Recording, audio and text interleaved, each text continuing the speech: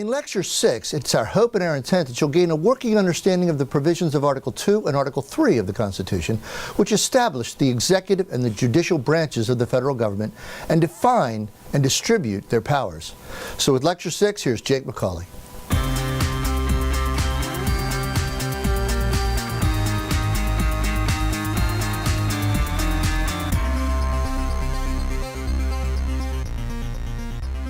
In our last lecture, we began studying the actual text of the Constitution. Now we are going to move on to cover Articles 2 and 3, which deal with the executive and judicial branches, respectively. Article 2, Section 1 lays out the term, selection, qualification, and succession of the President. The President serves a 4-year term, and there was no limit on the terms originally. At first, the convention voted for a 2-term limit, but George Washington voted against that, so then the convention later withdrew that limit. After Washington served 2 terms, he announced that that was enough, thus setting a 2-term tradition, which was later broken by Franklin Delano Roosevelt, who was elected for 4 terms.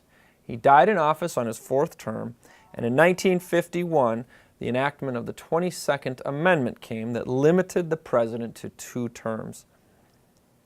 Section 1 further deals with the Electoral College. This was altered by the 12th Amendment in 1804. Electors are chosen by the states. Each state's electors equals the amount of representatives and senators of their states. Now, the electors are normally pledged to support the candidate who carried the state. However, they are not obligated to do so. The Constitution provides if no person receives a majority vote, then the race goes to Congress. The House of Representatives choose the President, each state casting 1 vote determined by what the majority of the representatives decide. This is from the top 3 vote getters. And the Senate chooses the Vice President, and they can select with 1 vote per senator of the top 2 of the vote getters. The Electoral College is a state check on federal power. This protects the smaller states. And with the 2-party system, one candidate almost always receives a majority in the Electoral College. With a multi-party system, elections would be more frequently going to Congress to be determined. Presidential qualifications are that the president needs to be a natural-born citizen. And I suggest that each one of you would view the video by Dr. Herb Titus. You can find that on our website, theamericanview.com, that deals with the president being a natural-born citizen. Just what does that mean? The president must also at least be 35 years old and a resident of the United States for at least 14 years. We deal with succession, which has been altered numerous times, in 1951, also in 1967 with the 22nd and 25th Amendments. The Vice President succeeds the President and serves as acting President if the President is alive but unable to fulfill his duties in office. If the Vice Presidency becomes vacant, then the President nominates a Vice President, and he is subject to the confirmation by a majority of both houses of Congress. If both offices were to become vacant, Congress by law provides for succession. Congress has provided for this through the Presidential Succession Act in 1886. This was also amended various times, but that the order of succession shall be the Speaker of the House first, then the President pro tempore of the Senate, which is similar to the Speaker of the House on the Senate side, and then cabinet officers according to their seniority of their departments. I believe the most senior department would be the Secretary of State. Next, the Constitution deals with compensation of the President, and finally an oath to preserve, protect, and defend the Constitution. Washington, the first president, was the one who added, "So help me God." This started a tradition. Article 2, Section 2 deals with the powers and duties of the President. He is the Commander-in-Chief of the Army and the Navy, and also the state militias when called into federal service. Now, power over armed forces is shared among Congress, the President, and the states. Congress makes the basic rules for the armed forces. The President gives the day-to-day orders and the more specific regulations, and the states control the militias, except when in federal service. The War Powers Act of 1973 attempts to define this sharing of power, but I would speculate that none of the parties involved in this actually want to define this sharing of power, because then it's easier for them to point the finger at each other and blame each other for a misuse or a misappropriation of these powers. Section 2 goes on to provide that he may require written opinion of cabinet officials. Such officials have two duties: to administer departments and to advise the president. There is no czar written in the Constitution. As a matter of fact, a czar is a term used for a Russian supreme ruler. The president may pardon offenses, all federal offenses, including contempt, except for impeachment. This is because the English king had frustrated Parliament's impeachment power by pardoning impeached officers and restoring them to their position every time it was done. So the president does not have that authority. The president may pardon before, during, or after indictment or conviction. This is a means of tempering justice with mercy. It's also an executive check on the judicial branch. We continue on in Section 2, and we see that the president is authorized to make treaties with the concurrence of 2/3 of the Senate.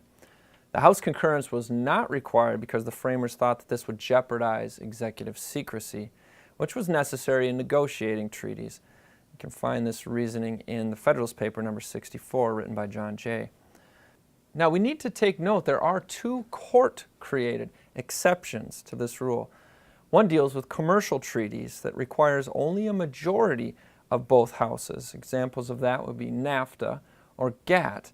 And secondly, executive agreements, which do not require the concurrence of either branch. And this happened in 1937, where the court in the U.S. versus Belmont came up with that decision. An example of these executive agreements might be the Security and Prosperity Partnership between Mexico, the United States, and Canada.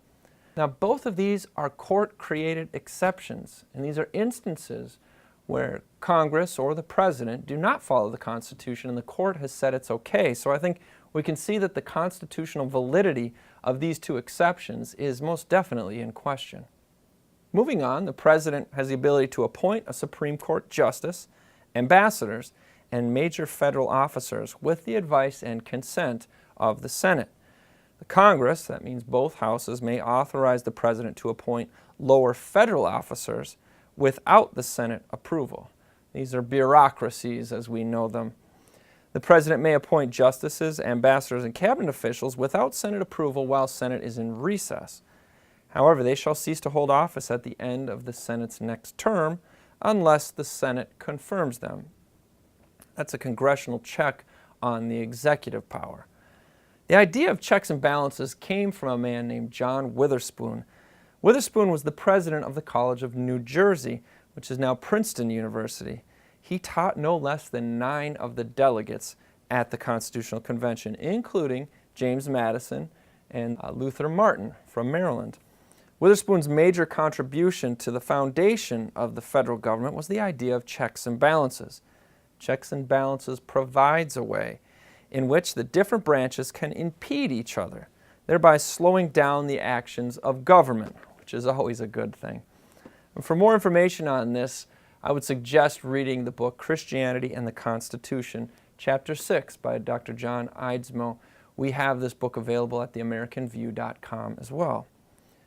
Moving on to Section 3, the powers and ceremonial duties.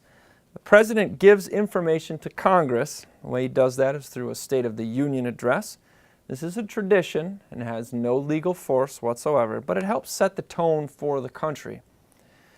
At such other times as Congress may require, the President may address them as well. He may recommend legislation, but somebody in Congress must introduce it. The President cannot. As we remember from Article 1, all legislative power is vested in a Congress. He may convene emergency sessions of Congress, and the President may receive foreign ambassadors. He must faithfully execute all the laws of the United States. This statement sets out the simplest meaning and scope of executive orders. Historically, presidents from both parties have greatly abused the use of these executive orders, inappropriately and illegally using them to set up their agenda through pet programs or to establish bureaucratic agencies such as the EPA. These agencies will then enact policies. or supposed law, or pretended legislation, as our founders called it, that was never passed by Congress. This tyrannical abuse of power through executive orders and resulting pretended legislation has forced taxpayers to fork over billions of dollars to fund the demise of their own freedoms.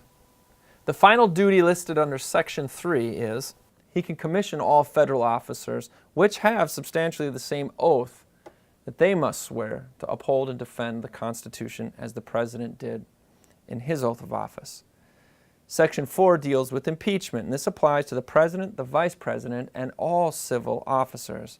The only grounds for impeachment are treason, bribery, or other high crimes and misdemeanors. Impeachment is a legitimate constitutional check and balance, a powerful tool to rein in corrupt politicians.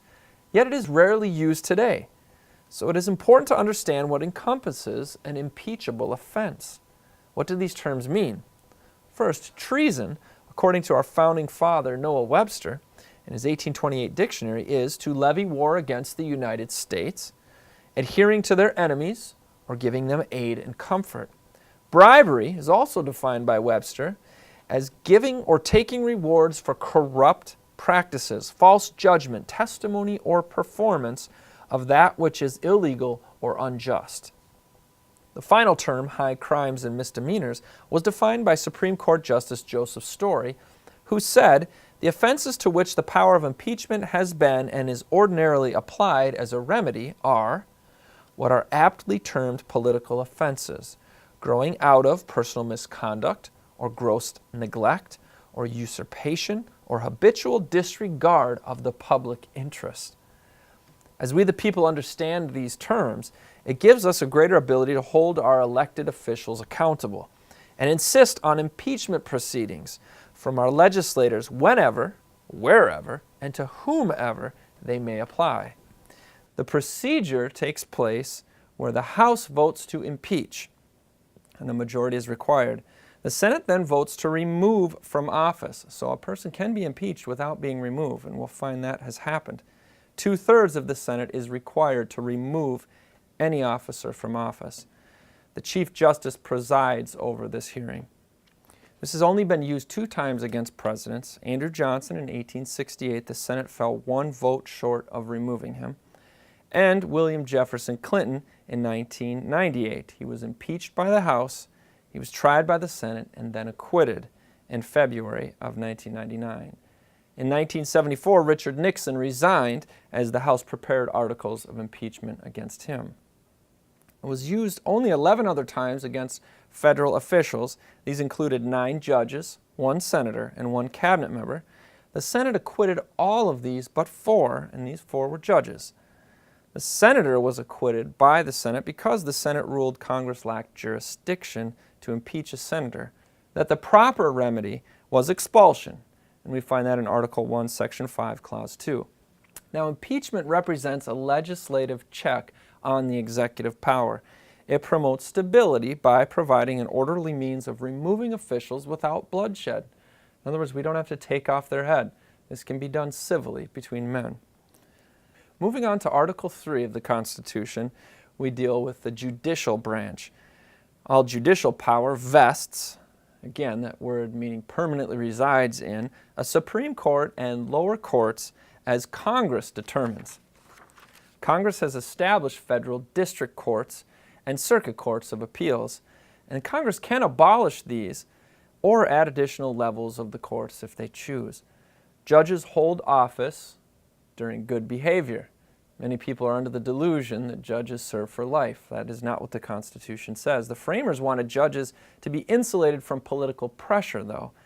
And Gouverneur Morris, I think, summed up the thought by saying those who are charged with the important duties of administering justice should, if possible, depend only on God, not on politicking and fundraising and being diplomatic. Justice should be their aim and their focus. Since the length of a judge's term is not for life, but rather for good behavior, it's important to define this term as well. What is good behavior? The most obvious definition would be the adherence to the original intent of the founders and of the Constitution, But we also need to refer back to the criteria pointed out by Chief Justice Story as impeachable offenses. Personal misconduct, or gross neglect, or usurpation, or habitual disregard of the public interest. This final part, disregard of the public interest, would provide solid ground to impeach those activist judges who overrule state election results, the expressed will of the people, through unilateral judicial fiat. This has occurred in several cases in various states, such as the defense of marriage decrees. Compensation may not be diminished during their tenure, and this prevents congressional interference with their duties. Moving on to Section 2, the jurisdiction of the courts. As we approach this section of the jurisdiction of the courts, it is extremely important to note that the judicial branch, including the Supreme Court, presides over and issues opinions specific to the cases in front of them, and that these opinions are binding on those parties, but they do not become the law of the land. As we saw in our last lesson, Article 1, Section 1, only Congress makes laws. Now, returning to the text of the Constitution as it deals with the jurisdiction, it says, all cases in law, that means statute, and equity, these are the general principles of fairness, arising under the Constitution, federal laws, or treaties. In Marbury v. Madison, Chief Justice John Marshall interpreted this language to authorize judicial review. This is where the power of the court to strike down statutes on the ground that they are inconsistent with the Constitution and therefore become invalid. Jefferson, who was president at that time, strongly disagreed with this ruling. This, of course, has been aggrandized now, where the court has taken it into their hands to determine what law is or what law isn't. The jurisdiction of the courts also extends to cases involving foreign officials, involving admiralty or maritime law, since these are difficult for the states to handle, involving controversies between states, involving diversity of citizenship. This is where citizens of different states or foreign nations, involving suits between a state and a citizen of another state or nation. This was changed by the 11th Amendment in 1795. The types of jurisdiction are original, which is a narrow range of cases involving foreign officials and states as the parties, and appellate, all other cases which have such exceptions as Congress shall make.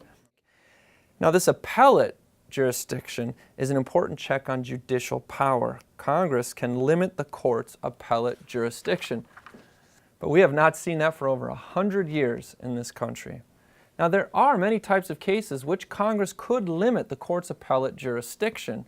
One example of these was championed by our very good friend, Chief Justice Roy Moore. It was called the Constitutional Restoration Act, and that is found in your notebooks if you'd like to read that.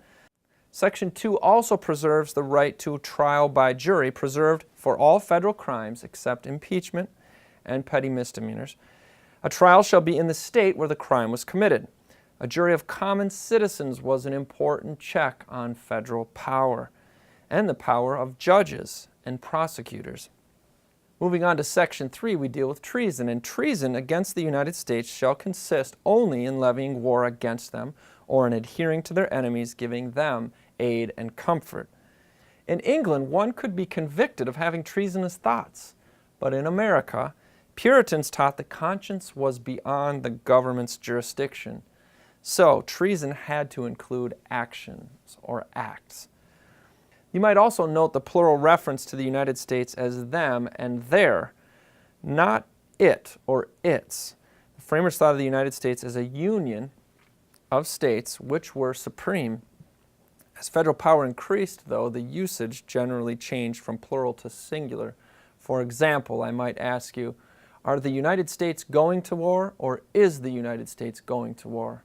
In the common school of thought, we would say is, but that's not the correct way of stating that. It's are, these states united going to war. Evidence needed for conviction was 2 witnesses or a confession. You can compare this with Deuteronomy 17:6. And Congress fixes the penalty for treason by statute, but may not include the corruption of blood. Again, a biblical precept. That is, citizenship or inheritance rights of one's family shall not be affected by one's conviction of treason. So now we have covered Article 2, dealing with the executive power, and Article 3, dealing with the judicial power of the Constitution. Thank you so much for joining us.